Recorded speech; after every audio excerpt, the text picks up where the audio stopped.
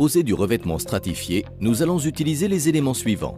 Un crayon, un cutter, un mètre, une règle, une équerre, des cales d'espacement, une scie sauteuse, une scie circulaire, un marteau, un copieur de profil, une boîte à onglets, une cale à frapper, un tire-lame, de la colle, de l'adhésif.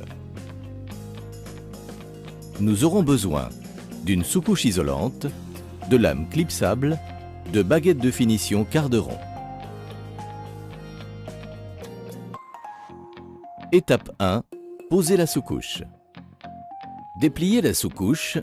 Posez-la en commençant dans un angle de la pièce. Certains revêtements stratifiés ont une sous-couche intégrée. Vous n'aurez pas à en poser. Pour ajuster le lait pour le passage des tuyaux, tracez une ligne de coupe, puis coupez au cutter. Dépliez ensuite la sous-couche jusqu'au mur opposé et découpez à la bonne longueur. Recouvrez ainsi le sol en posant des laits de sous-couche bord à bord, en les assemblant entre eux à l'adhésif. Étape 2. Posez la première ligne.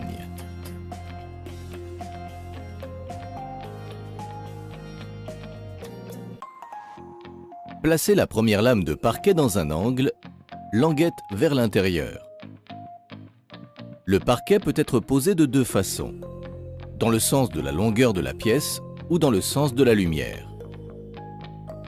Ici, il va falloir contourner des tuyaux. Prenez l'empreinte de la découpe avec un copieur de profil et reportez-la sur l'envers de la lame.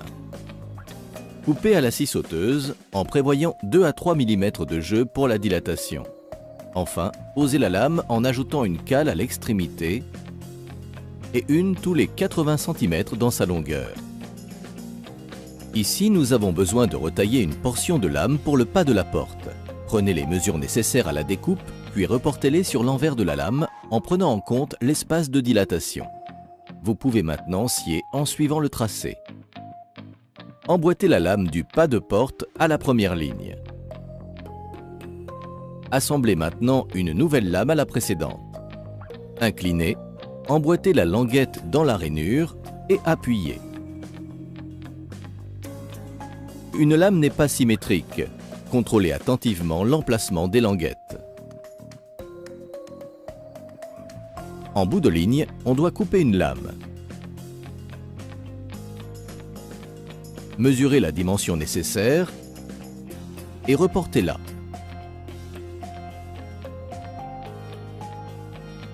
Tracez le trait de coupe à l'équerre en notant 2 à 3 mm. Sciez à la scie sauteuse, toujours sur l'envers. Placez une cale et assemblez la lame en bout de ligne en vous aidant d'un tire-lame et d'un marteau. Étape 3. Posez les lignes suivantes. Commencez la nouvelle ligne par la chute de la précédente. Si cette portion mesure moins de 30 cm, utilisez plutôt un tiers ou une moitié de lame pour un résultat plus esthétique. Composez une ligne complète, puis clipsez-la sur toute la longueur. Aidez-vous d'une cale à frapper et un marteau pour emboîter parfaitement les lignes. Poursuivez la pose en alternant le motif précédent, une ligne commençant par une lame entière, une autre par une portion de lame. Continuez ainsi sur toute la surface du sol. Étape 4. Posez la dernière ligne. En bout de pièce, il faut ajuster la largeur des lames à poser. Placez des cales le long du mur, puis prenez la mesure entre les cales et le parquet. Tracez une ligne de coupe sur l'envers de la lame et sciez. Faites vos découpes, assemblez la dernière ligne et clipsez-la. Aidez-vous du tire-lame et du marteau.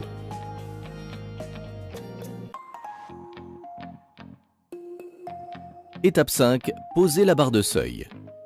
La barre de seuil va relever le niveau du sol. Il faut donc retailler le bas de la porte. Reportez l'épaisseur de la barre au crayon. Sortez la porte de ses gonds, puis sciez sur le trait à la scie circulaire. Enfin, posez la barre de seuil, puis remettez la porte en place.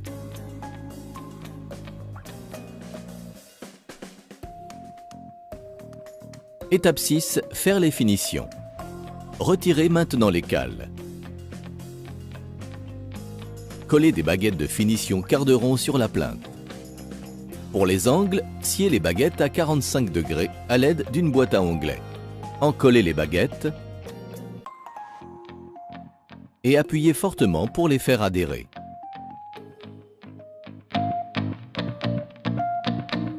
Pour poser un sol vinyle en rouleau, nous allons utiliser les éléments suivants: un nécessaire de mesure et traçage, un cutter à lame droite et courbe, une spatule crantée, un couteau à maroufler, un araseur, une règle.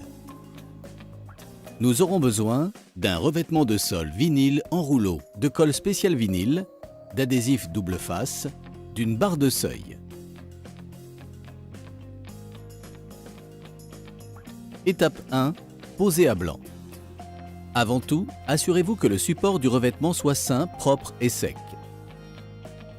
Avant de commencer la pose du revêtement, laissez le rouleau à température ambiante dans la pièce pendant 48 heures.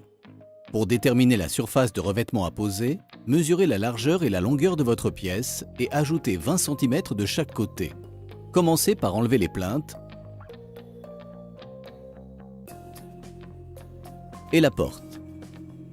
Déroulez le revêtement dans la pièce. Reportez les mesures sur le sol vinyle et découpez à l'aide d'une règle et d'un cutter à lame droite. Après avoir retourné le revêtement, placez une jambe de chaque côté et étirez-le depuis le centre vers le pourtour de la pièce. Étape 2. Réalisez les découpes spécifiques. Pour les angles rentrants, appuyez le revêtement contre le bord du mur au niveau de l'angle à l'aide du couteau à maroufler. Relevez les bords du revêtement et avec un cutter à lame courbe, coupez-le depuis la pointe de l'angle jusqu'à l'extrémité. Repositionnez le revêtement et coupez le débord le long du mur avec un cutter à lame droite et un couteau à maroufler. Vous pouvez également effectuer vos découpes avec un araseur. Appuyez-le simultanément sur le sol et contre le mur et tirez-le en veillant à garder vos appuis.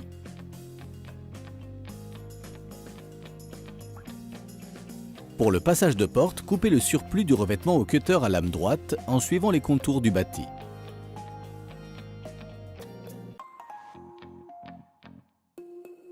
Pour les angles sortants, laissez 20 cm de débord de chaque côté de l'angle, puis tracez un repère sur le revers du revêtement.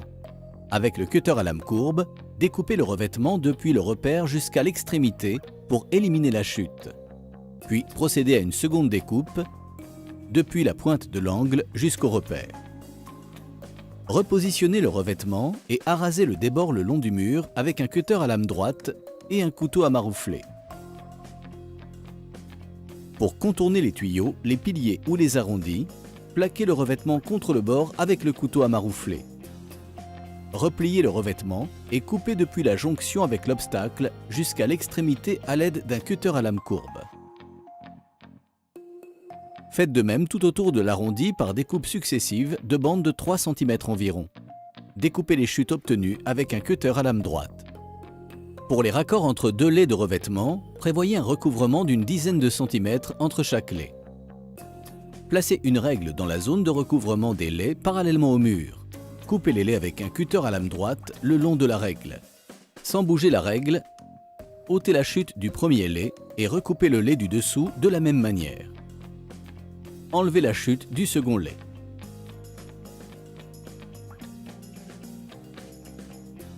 Astuce: pour les pièces humides, vous pouvez appliquer du joint pour revêtement vinyle qui garantira une étanchéité parfaite à vos raccords. Étape 3. Fixez le revêtement. Si la surface de votre pièce excède 20 m² ou pour les pièces de passage, privilégiez une pose collée. Repliez le revêtement sur la moitié de la pièce. Versez la colle et à l'aide d'une spatule crantée, encollez le sol de façon uniforme et reportez-vous à la notice du fabricant pour le temps de séchage. Replacez le revêtement et marouflez depuis le centre de la pièce jusqu'aux extrémités. Faites de même sur la seconde moitié de la pièce. Si la surface de votre pièce est inférieure à 20 m², vous pouvez fixer votre revêtement à l'aide d'adhésif double face. Collez l'adhésif sur le sol, à la périphérie de la pièce et au niveau de la jonction de deux laits. Enlevez le film supérieur de l'adhésif. Replacez ensuite le revêtement et marouflez depuis le centre de la pièce jusqu'aux extrémités. Pour les pièces comprises entre 12 et 20 mètres carrés, ajoutez une bande d'adhésif tous les mètres. Étape 4. Réalisez les finitions. Dans le cas d'un passage de porte ou à la jonction de deux pièces, installez une barre de seuil. Positionnez la barre de seuil à son emplacement définitif et décalez-la de la moitié de sa largeur. Maintenez la barre de seuil et découpez le revêtement excédent avec le cutter à lame droite. ôtez la chute. Fixez ensuite la barre de seuil avec des vis adaptées. Enfin, reposez les plaintes qui dissimuleront les bords du revêtement. Je vous ferai voir tout à l'heure comment on fait. Et étaler la colle au sol avec, comment ça s'appelle l'engin? Une spatule crantée. Voilà, avec une spatule crantée. Puis, installer les carreaux l'un à côté de l'autre. En prenant soin, en prenant soin de les mettre de niveau. Avec un maillet en caoutchouc, mettre de niveau. Mais vous... Oui, oui, oui.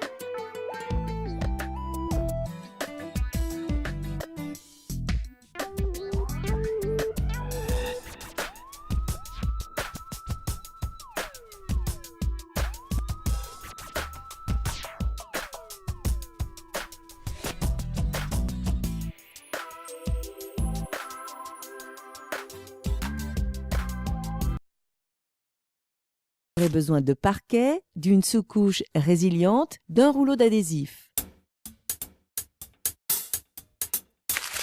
Munissez-vous d'un crayon, d'un mètre, d'une équerre, de cales de dilatation de 8 mm, d'un tire-lame, d'une cale de frappe, d'un marteau, d'une scie égoïne, d'une scie sauteuse équipée d'une lame inversée, d'une perceuse, d'un pistolet extrudeur, d'une scie à onglet. Prévoyez des genouillères. Pour un meilleur effet visuel et limiter l'effet de dilatation, il est recommandé de placer les lames parallèlement à la plus grande longueur de la pièce. Mais vous pouvez aussi les poser dans le sens de la lumière projetée par les fenêtres. Si l'état de vos murs le permet, retirez les plinthes préalablement. Vous pouvez garder votre ancien revêtement de sol s'il est sain et bien plan. Votre parquet pourra alors se poser sur du carrelage ou un sol PVC. Sur de la moquette, il faut se référer aux préconisations du fabricant. Si vous souhaitez retirer l'ancien revêtement de sol, décollez-le et assurez-vous que le support est propre. Sinon, dépoussiérez-le ou lessivez-le.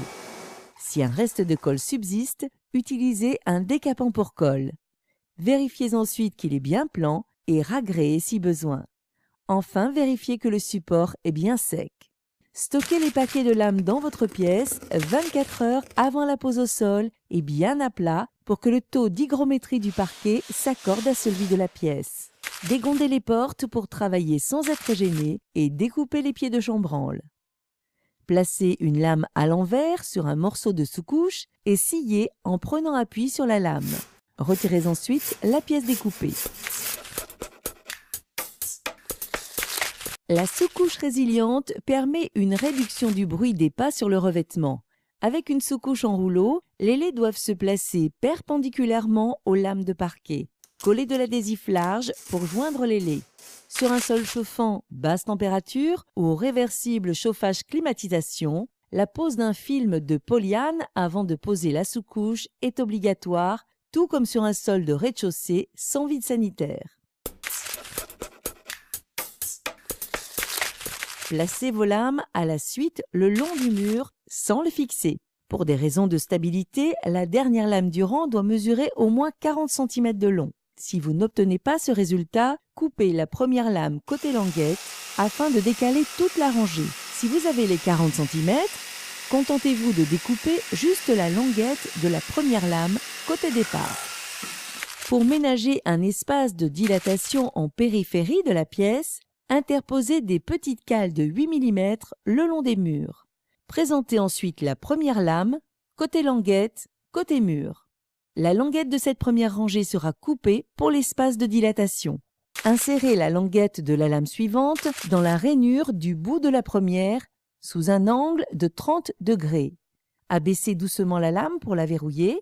Poursuivez ainsi avec les suivantes, sans oublier les cales de dilatation le long du mur. En bout de rangée, pour repérer la ligne de coupe, présentez la dernière lame comme la précédente, mais languette contre languette. Avec l'équerre, repérez et tracez la ligne de coupe dans l'axe du bout de la lame précédente. Sciez et mettez en place comme précédemment. Démarrez la nouvelle rangée avec la chute obtenue à la fin du premier rang.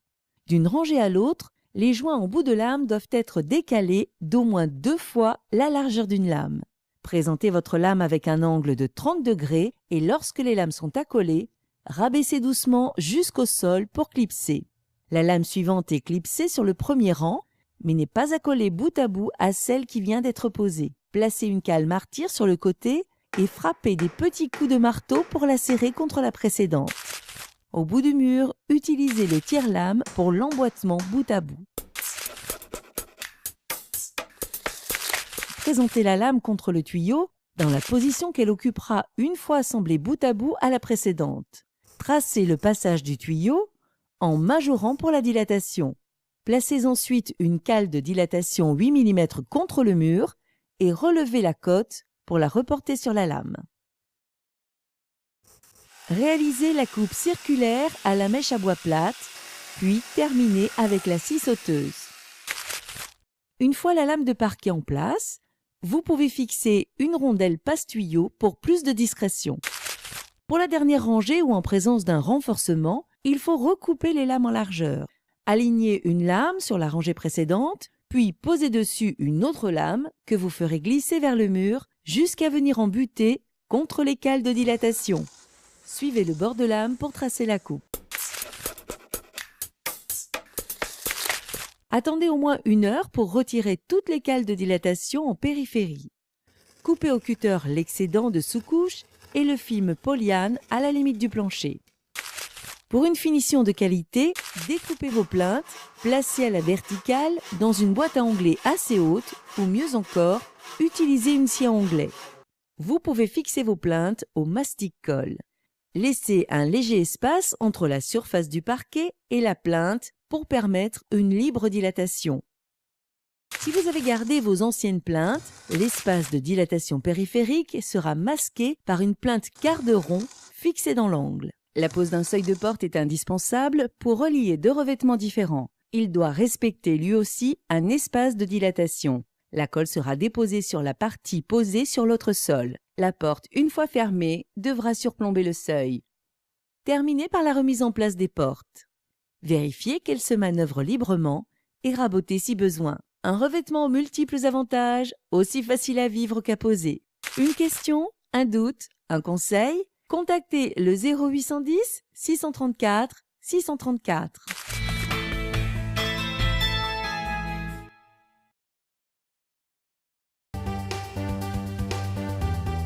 Smeeroppervlak, vet en stof vrijmaken en het oppervlak voorstrijken.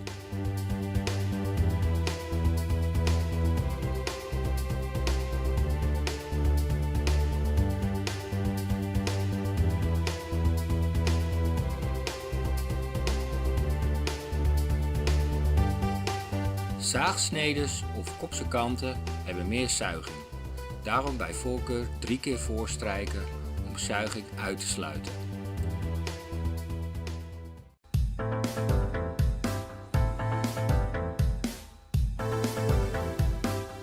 Betonziree uniek aanmaken voor de eerste basislaag. Bij plaatmateriaal is het advies om 2 lagen aan te brengen. Betonziree uniek wordt aangebracht bij 20 graden kamertemperatuur en voldoende ventilatie.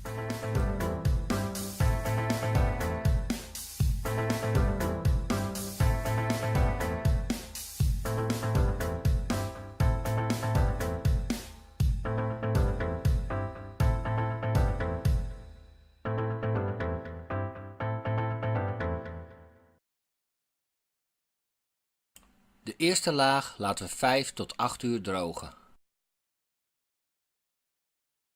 Na droging van de eerste basislaag kan er worden begonnen met de afwerklaag.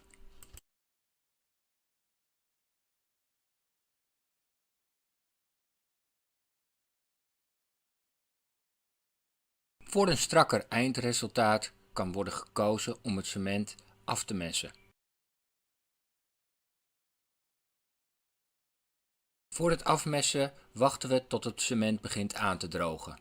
Het wordt dan mat van kleur, dit duurt ongeveer ± 45 minuten. Voor het afmessen gebruiken we de meegegeven resine en doen dit in een plantenspuit. Let op, geen water gebruiken.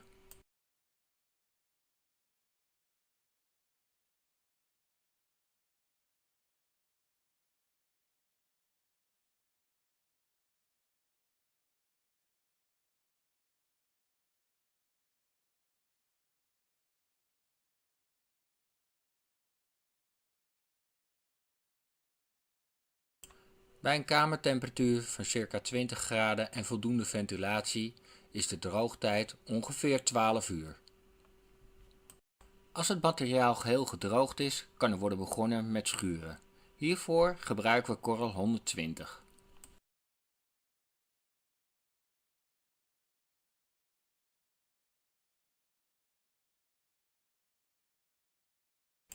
Voor een eventuele kleine reparatie meng wat water met cement. Let op, geen resine hiervoor gebruiken.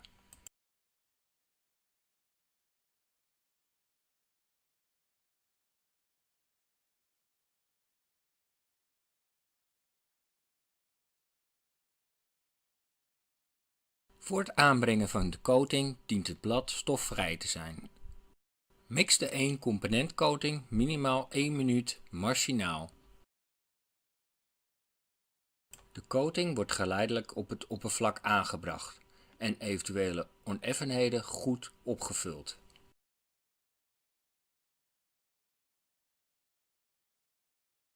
Binnen circa 30 minuten goed uitrollen met dezelfde roller zonder toevoeging van nieuwe coating. Het aanbrengen van 1 coatinglaag is voldoende. Na circa 12 uur is de coating licht.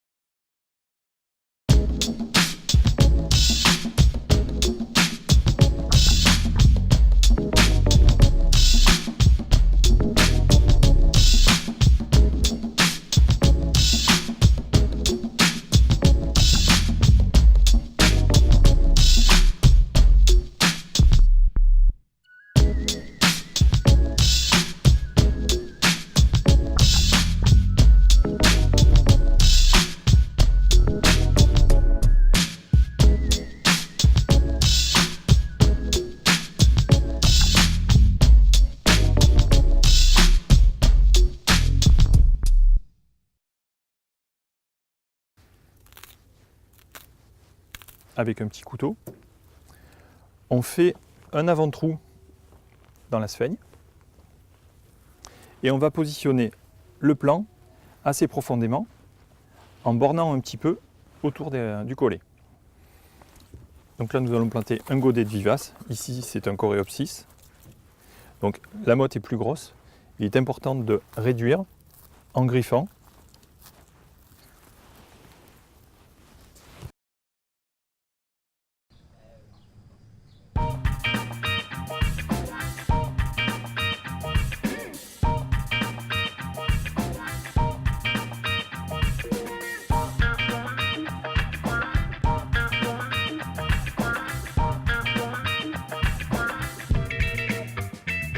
Alors nous sommes dans la cage d'escalier, en forme de tour, d'une des maisons bois PE. On aperçoit aussi la trémie de l'œil de bœuf. Alors pour supporter le parement-pierre, sur mur en ossature bois, ici nous avons un mur conforme au DTU 31.2, montant d'ossature, panneau de contremontement. La particularité, trame serrée tous les 40 cm pour supporter le poids, et ensuite un agrafage renforcé du panneau de contreventement. Alors nous sommes du côté extérieur. Le panneau de contreventement a été recouvert d'un film pare-pluie sur la totalité du bâtiment.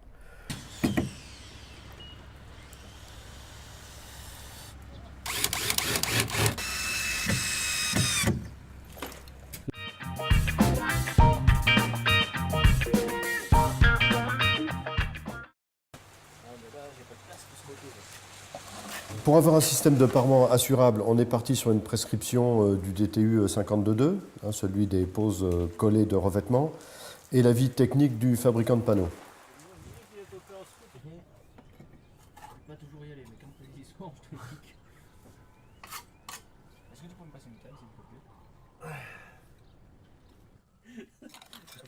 Alors la réalisation des joints va s'effectuer en 2 étapes. Tout d'abord un garnissage complet entre les pierres. Et puis la partie délicate, c'est qu'il faut attendre une bonne prise des joints avant de faire le brossage. Le brossage s'effectuant avec une brosse métallique. L'ouvrage est...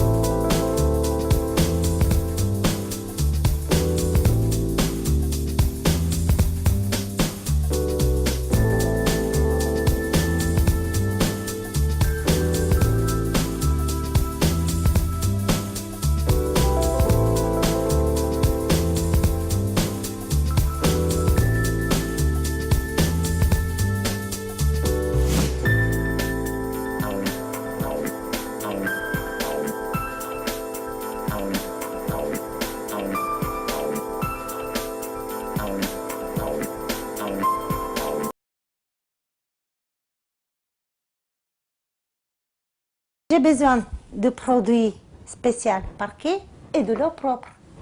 Je commence toujours gauche-droite. Je relâche le chiffon. Et pour faire brûler le parquet, j'ai fini toujours côté parquet. Voilà.